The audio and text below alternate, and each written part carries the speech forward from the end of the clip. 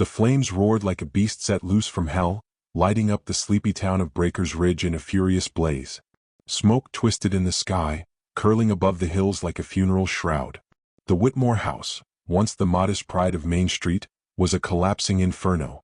Windows exploded outward, sending glass and firelight raining over the dusty road. A crowd gathered, stunned silent except for the occasional cry of alarm. Colt McCrae didn't speak. He never did when things got loud. He shoved his way through the onlookers, boots pounding against scorched earth.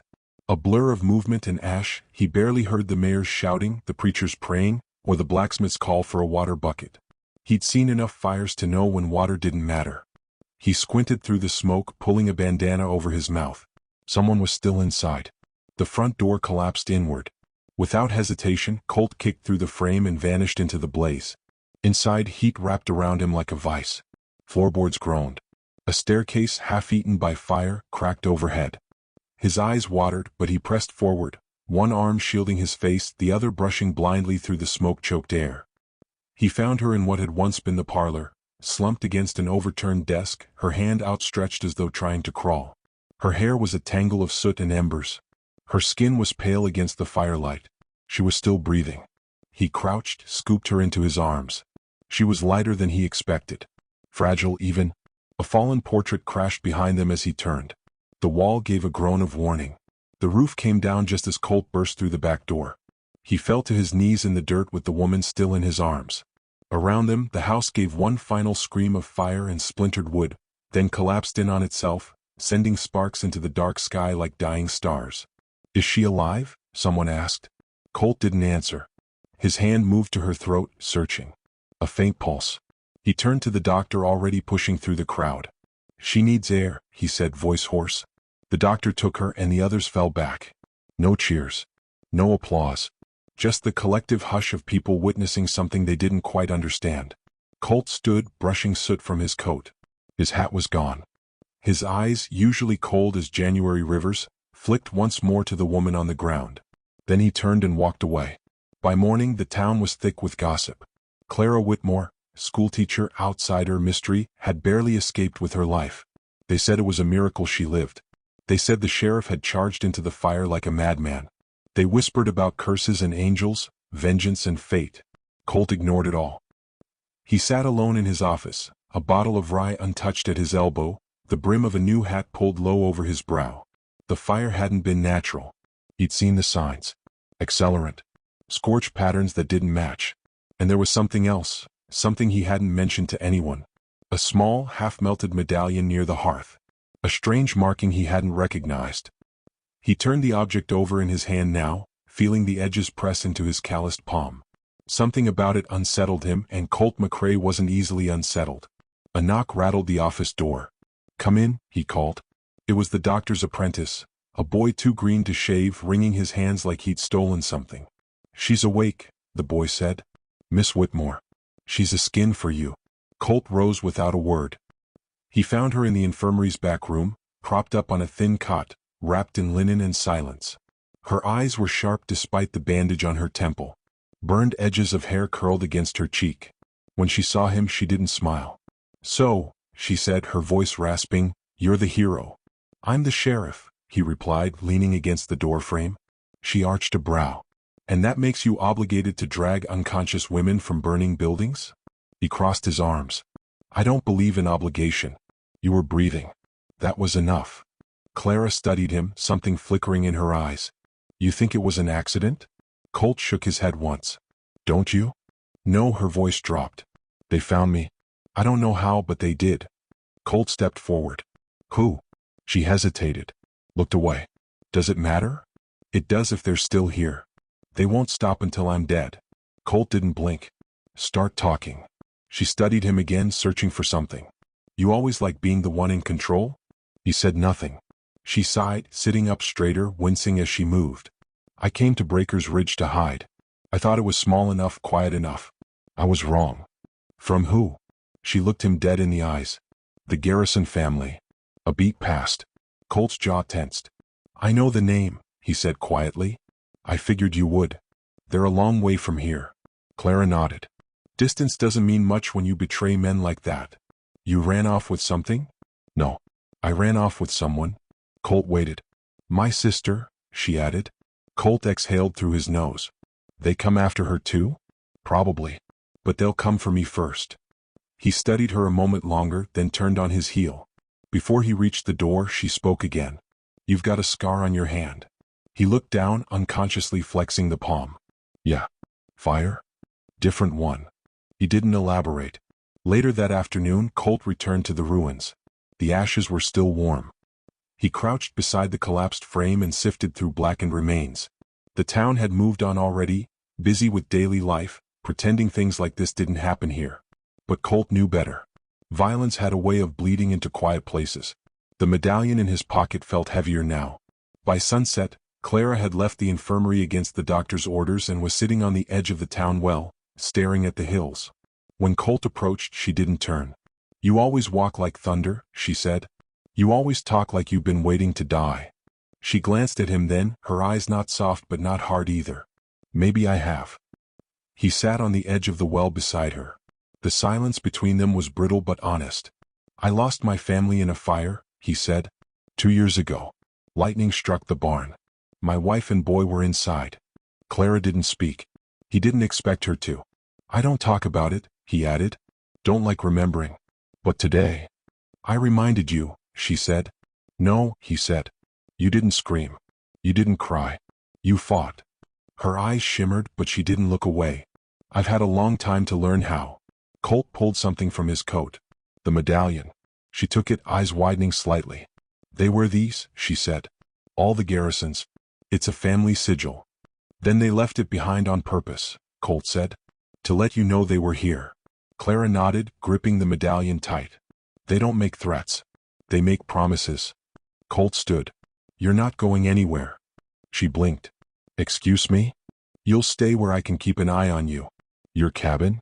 It's outside town. Quiet. Safe. I'm not your prisoner. No, he said. You're bait. She stood too, a flicker of defiance crossing her features. And what happens when they come for me? Colt's mouth thinned. Then I give them what they're looking for. You're not a killer. I'm a sheriff. That covers a wide range of actions. A beat passed. Then Clara looked toward the dying sun. Fine, she said. But I'm not scrubbing your floors or pretending to be your docile houseguest. He smirked slightly. Didn't figure you for that. She tilted her head. And you? Are you going to glower at me in silence until they show up? Something like that. For the first time she smiled, just a small tug at the corner of her mouth. Then this'll be fun. He led her to the horses tied outside the saloon, helped her up into the saddle despite her protests. As they rode out toward the canyon, the wind picked up, stirring ashes from the ruins behind them and chasing them west. The fire had not finished what it started. And neither had they. The wind pushed through the canyon like a whisper from the grave, curling between the rocks with a dry, restless hiss. Colt McCrae led his horse along the narrow ridge trail, Clara riding behind him with a quiet determination in her eyes. The sheriff's cabin sat tucked between two crooked bluffs, half hidden beneath the arms of a bent pine tree and surrounded by silence. No other homes in sight. No people. Just wind, stone, and sky. Clara slid off her horse before he could offer help, her boots crunching against the red earth. She winced as her ribs protested but didn't say a word. Colt watched her move, steady, stubborn, and maybe a little foolish, and said nothing. He unlatched the cabin door, motioned her inside. It was clean but bare. One table, one chair, one cot. The fire pit was cold. A single shelf held a few books, a hunting rifle, and a tin of coffee so old it might have survived the war. You live here? She asked, looking around. When I need to, he replied. You always this charming? He took off his hat, hung it on a nail. Only with guests. She set her bag, rescued from the fire by some miracle, on the table and took a long breath. You said they might come. They will. You think I can't handle myself? I think people who say they usually prove themselves wrong real quick. Clara turned toward him, her expression tight. I'm not asking for your protection. No, he said, you're asking to stay alive. There's a difference. For a long moment they just stared at each other. Her jaw was set like stone. His gaze didn't flinch. Then Clara moved to the cot, lowered herself gingerly. So what's the plan, Sheriff? We sit here, wait for the garrisons to ride in and shoot the place full of holes? Colt knelt at the hearth, stacking kindling. We make them think we're not scared. I am scared. He lit the fire, its orange glow stretching shadows across the cabin walls. Good, he said. Means you're still thinking straight.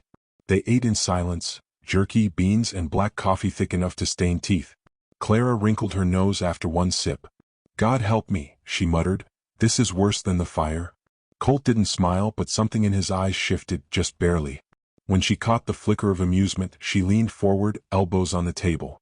Can I ask you something? You just did. She didn't flinch.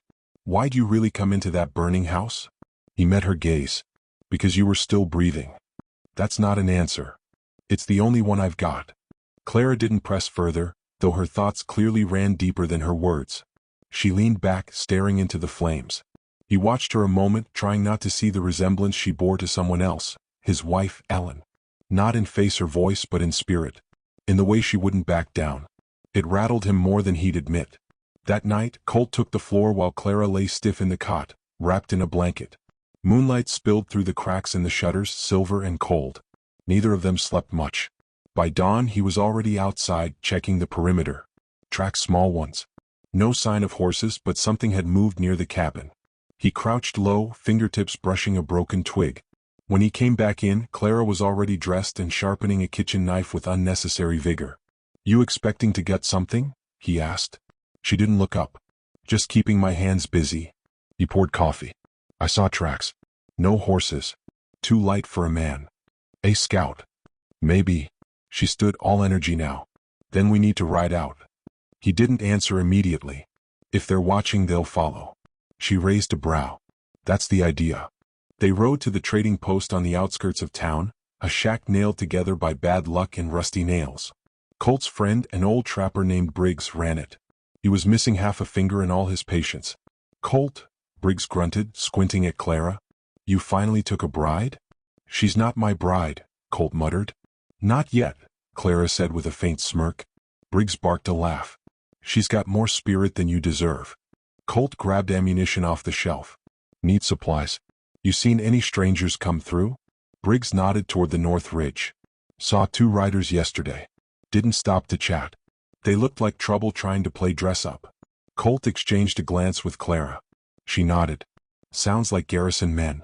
They traded coin for supplies, but as they turned to leave, the door slammed open behind them. 3 men. Dusty, armed men. The tallest one had a jagged scar across his chin and eyes like old nails. Sheriff, the scarred man drawled, didn't expect to see you here. Colt stepped forward, placing himself between Clara and the men. You're out of your jurisdiction. The man grinned.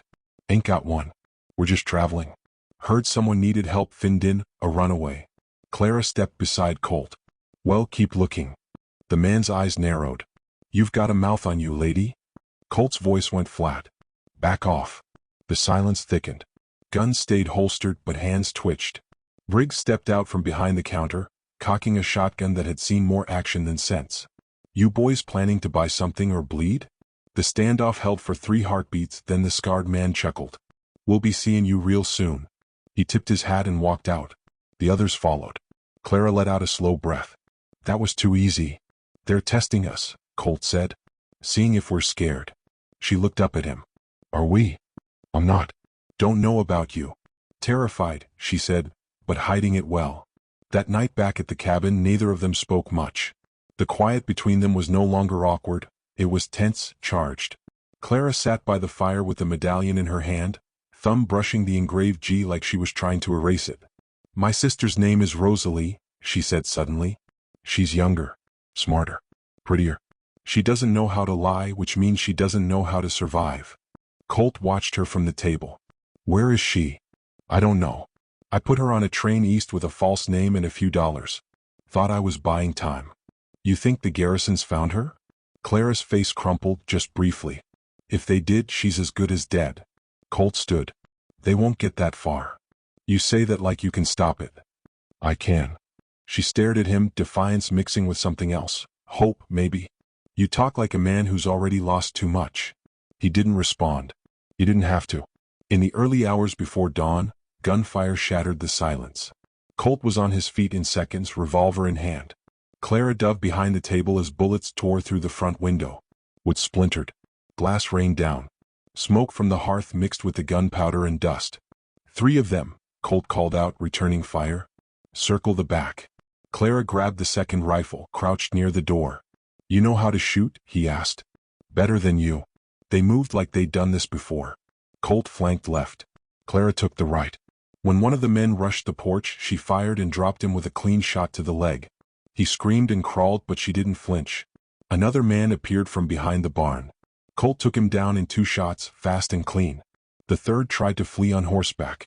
Clara's second shot missed, but Colt's didn't. It was over in under a minute. Afterward, Colt examined the bodies. None wore garrison colors, but all carried the same medallion. They're marking their dead now, he said, disgusted. Clara's hands were shaking. She clenched them into fists. We're not safe here, she said. Colt nodded. They're getting bolder. She looked up at him. They're getting closer. And in that moment he saw it.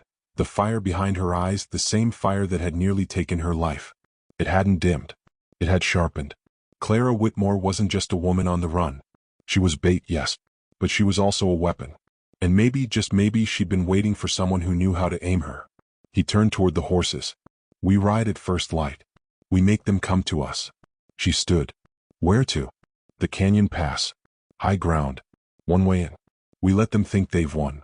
Clara gave a small nod, lips tightening. Then we remind them why they shouldn't have come at all. Colt glanced at her one last time before heading back into the cabin. This wasn't just survival anymore. It was war. The canyon pass stretched before them like a jagged scar across the earth, wind sweeping up through the narrow gorge with a sound like a growl held deep in the chest of the land. Colt reined in his horse at the ridge, his eyes scanning the rocks and shadows below. He didn't speak. Neither did Clara. Words had long since become unnecessary between them. They'd ridden hard through the night, leaving behind the battered cabin, the bodies of their enemies buried beneath shallow stones, and the smoke of a fire that had refused to be their end. This place, though, this place was different. Narrow cliffs flanked the route on both sides, natural choke points ideal for a standoff. If the garrisons came, and they would, this was where the story would write its final chapter. Colt dismounted, gesturing for Clara to do the same. She did, her movements cautious but steady. Her eyes had grown sharper in the last 2 days, her hands more certain. Whatever hesitation she'd carried into that fire had burned away with it. What remained was something harder, more defined, like steel drawn from flame. He moved toward a small outcrop and crouched. We'll set up here. We can see both approaches. They'll either come straight up the middle or try to flank. Clara tied her horse behind a rock and joined him, rifle slung over her shoulder. You really think we can hold them off? I think we don't have a choice. She didn't argue. Instead, she pulled a small pouch from her coat and spread out what little ammunition they had left. Not much. Not enough. Colt noticed. We aim to wound, not kill. Her jaw tightened. Wounds still bleed. He nodded, admiring the grit in her voice. That's the point. They spent the next hour setting traps, trip wires, loosened stones, narrow paths greased with oil from Colt's saddle pack. It wasn't elegant, but it would slow the enemy. And slowing them meant surviving. Clara took to the high rocks on the western edge while Colt remained near the ridge. The distance between them made him uneasy, but she insisted. If they split, you'll need me on that side. Trust me. I do, he said simply. It was true. And it scared the hell out of him. Afternoon faded into a smoldering dusk, the sky painted in red and gold. Shadows lengthened. Coyotes yipped in the far distance. Colt checked his rifle one last time and scanned the trail. Nothing yet. He took a breath. His fingers brushed the edge of a silver pendant hanging from his coat, a keepsake he hadn't looked at in years. Ellen's. Her initials worn smooth. He'd worn it since the day he buried her. Not for remembrance. For guilt. You loved her, Clara's voice said softly from behind. She had returned from her perch, silently as the wind. He didn't turn. I did. She died. How? Wrong place. Wrong time. There was a man, a bounty. He came to town with fire in his heart and a gun in his hand. I was too slow. Clara sat beside him, silent for a time. You carry her with you, she said. He looked at her now. And what about you? You carry your sister? I carry everything. What I saw. What I did to survive. What I couldn't save. Her eyes glistened in the fading light, but she didn't look away. He saw the weight she bore, not just as a sister or a fugitive, but as a woman hardened by betrayal and loss. And he saw something else. Before he could speak, the sharp cry of a hawk cut the silence. Clara's head snapped toward the north ridge. They're coming. Faint at first, then louder. Many. The sound echoed between the canyon walls like thunder rolled in bone. Colt slid down to his position behind the boulders, Clara sprinting back to her high perch. Dust rose in the dying light. Shadows stretched forward. 7 riders, maybe 8, all moving slow and wide, taking the pass like they owned it.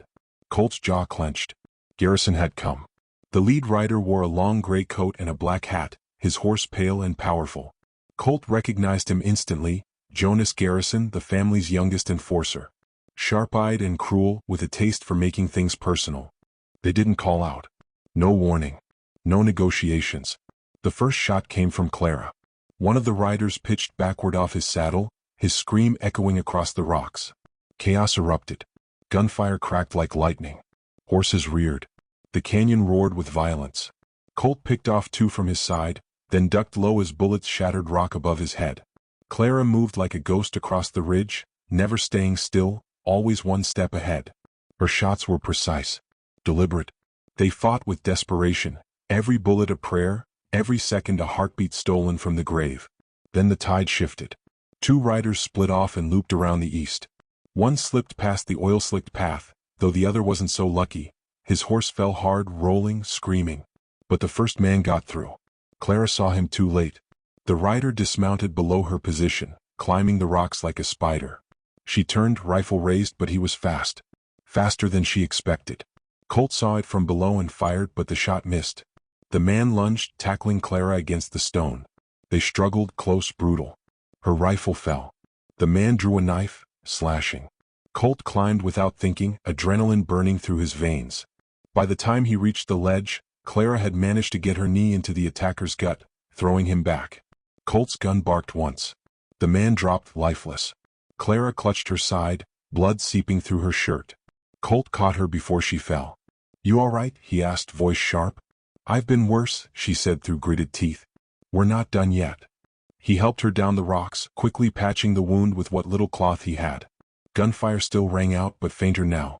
The garrisons were falling back, their numbers thinned. Then came the silence. Colt stood, rifle ready. Only 2 riders remained, Jonas Garrison and another. They pulled back to the lower trail just out of range. Jonas raised his hand. "Sheriff McCrae. Let's talk." Colt didn't move. Jonas grinned. "You've made your point. You're tougher than we thought. But you can't protect her forever. I only need to protect her long enough to kill you." A flicker of anger crossed Jonas's face. "She stole from my family." "What? Rat. You think you're the first man to fall for her tricks? She's not running anymore." Jonas's grin returned. "Then she'll die standing." He turned his horse, retreating down the canyon path. Colt lowered his rifle. He wanted to pursue, every muscle screamed for it, but Clara was bleeding, swaying on her feet. He moved to catch her again. "We won," she murmured. "Not yet. But enough for tonight?" He looked at her, then up at the stars beginning to peek through the darkening sky. "Yeah," he said softly. "Enough for tonight." He helped her to the campfire they'd lit earlier, feeding it new life. She sat beside it, pale but upright. Colt handed her a canteen, then crouched beside her, watching the flames lick upward. For a while they just sat in the quiet. The wind had calmed. Even the earth seemed to exhale. Finally Clara looked at him. "You could still walk away," she said. "I wouldn't blame you." He met her gaze. "You really don't get it, do you?" "What don't I get?" "That fire didn't just burn your house. It burned down whatever I was hiding behind." She blinked. "You mean guilt?" He nodded. "For Ellen. For all the ones I couldn't save. And now." He reached into his coat, pulled out Ellen's pendant and placed it in her hand. "I don't need this anymore," he said. Clara stared at it, then at him. "What do I do with it?" "Whatever you want. Just keep moving forward." She held it like it was something sacred, something heavier than it looked. Colt stood and looked toward the horizon. "They'll come again. Then we make them wish they hadn't," she said. And for the first time since he'd pulled her from the fire, Colt McCrae smiled. Not because he was no longer afraid, but because, finally, he had something worth standing for. The sun cracked red across the rim of Hell's Ridge, bleeding over sandstone and jagged brush like a warning. Clara crouched beside a boulder, breath tight, Colt's blood still fresh on her shirt. He lay a few yards back under a sparse juniper, unconscious but alive. The bullet had grazed him, tore flesh but missed bone. She'd pressed a cloth into the wound, told him to hold on. He'd smiled through gritted teeth and whispered, "End it." Her fingers trembled as she checked the revolver Jonas's man had dropped. Loaded. 5 rounds. That would have to be enough. Clara scanned the canyon floor where Garrison's men had scattered, searching for whoever had set off the dynamite that lit up the ridge last night. Her handiwork. She'd rigged the fuses from Colt's saddle pack, a half-dozen whiskey flasks, and more rage than sense. A raven called somewhere high above, cold and distant. Clara took it as a sign. She moved like wind shadow across the broken terrain, boots soft on the dust, heart pounding like hooves. There was a moment, just one, as she slid beneath the rock arch that marked the edge of Garrison's hideout, when doubt whispered. She wasn't a killer. Not really. But then she saw them. Jonas stood near the fire pit, back turned, coat tails fluttering in the morning breeze. 2 men flanked him, Clay and Boone, both grizzled, both half-drunk. Clara ducked behind a low ridge and checked the angle. One shot could drop Clay. Boone might flinch. Jonas, though, he'd run. He always did. She didn't wait. Didn't pray. She just stepped forward, raised the gun, and fired. Clay spun and dropped with a thud, a cry lost in the gun's crack. Boone stumbled backward, eyes wide, hand diving for steel. Clara hit him in the leg before he could draw. He fell screaming, cursing her name. Jonas turned, mouth twitching upward. "Well now," he drawled, hands raised in mock surrender, "if it ain't the fire girl." Clara stepped closer, gun steady. Don't what?" He smiled, snake slick. "Don't explain? Don't beg? I thought maybe we'd talk. Like civilized folk." She moved closer. "My family's buried in ashes. You don't get to play civil." He licked his lips, eyes flicking left, calculating. Always calculating. "You sure that Peacemaker's got what it takes? You sure you do?" "I'm sure," she said. But her finger didn't pull the trigger. Jonas dropped his hand slowly. "I warned your daddy. I told him the land was mine. He didn't listen." "My father," Clara said, stepping even closer, "wasn't afraid of thieves with silver tongues." Jonas's voice hardened. "He was a fool who got people killed. You murdered women and children." He shrugged. "Collateral." That was when Colt's voice rang out behind her. Weak, gravel thick. "He ain't worth the shot, Clara." She didn't look back. Jonas chuckled. "The lawman limps. Imagine that." Clara raised the gun higher, aimed for the space between his eyes. Her hand shook. The anger had carried her this far. But now all that was left was the weight of the choice. "He's right," Colt rasped behind her. "You shoot him, you carry it." Jonas's smile widened. "You don't got the stones, sweetheart. Ain't your fault." Something shifted inside her. Something cold and tight that had lived there since the fire. She lowered the revolver a fraction, enough to see Jonas's smirk fade, confusion sliding across his face. "I'm not gonna kill you," she said, voice low. "You're gonna hang." "Hang?" He barked a laugh. "For what? Ain't no sheriff around here." Colt limped forward, dragging his body upright with a will stronger than pain. "There's one now," he said, pointing to himself. "And I've still got a badge in my saddle." Jonas snarled. "You think this ends with ropes and rules? It ends with blood." He lunged. Clara fired. The bullet tore through Jonas's shoulder, spinning him to the ground. He howled, clutched the wound, and writhed like a caught coyote. Clara kicked his pistol away and stepped back. Colt stood beside her now, bloodied but upright. "You didn't have to save me," he whispered. "You didn't have to come with me," she answered. They stood in the silence, broken only by Jonas's groans and the wind tugging at their clothes. By noon, the sheriff from Three Pines arrived, called in by Colt's message days earlier, a long bet that maybe someone still believed in law out here. He did. Barely. But Clara had reminded him what it looked like. Jonas was dragged off in chains. Boone died from blood loss. Clay never rose. The canyon was quiet again. That night, by a dying fire, Clara cleaned her father's locket. The soot never came off entirely. Colt sat beside her, arm wrapped in cloth, face lit orange by flame.